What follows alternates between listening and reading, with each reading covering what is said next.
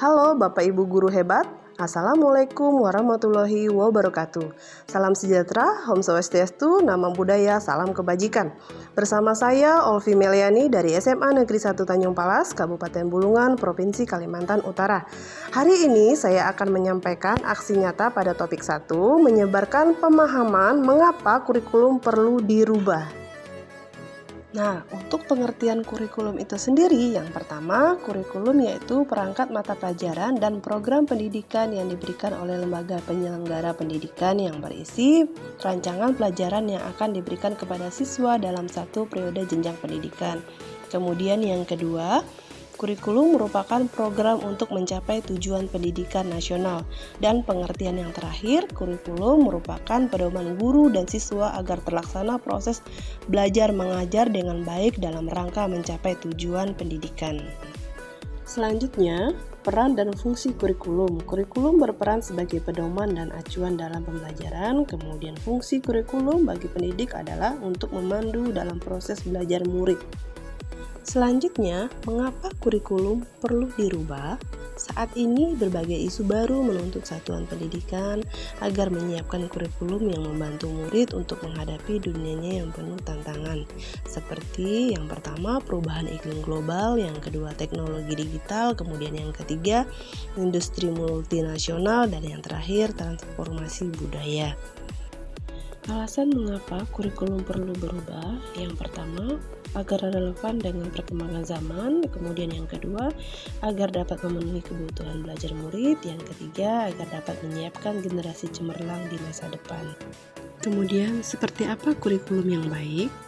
Kurikulum yang baik adalah kurikulum yang sesuai dengan zamannya, yang bersifat dinamis, yaitu terus dikembangkan atau diadaptasi sesuai dengan konteks dan karakteristik murid demi membangun kompetensi sesuai kebutuhan mereka kini dan masa depan.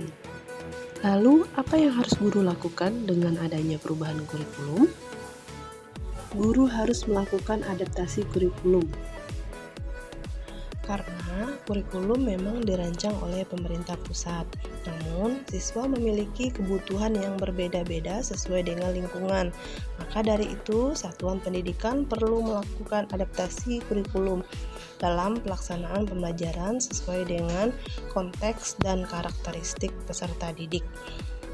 Kutipan dari Bapak Ki Hajar Dewantara mengatakan bahwa pendidikan memberikan tuntunan terhadap segala kekuatan kodrat yang dimiliki anak, agar ia mampu mencapai keselamatan dan kebahagiaan yang setinggi-tingginya, baik sebagai manusia maupun anggota masyarakat.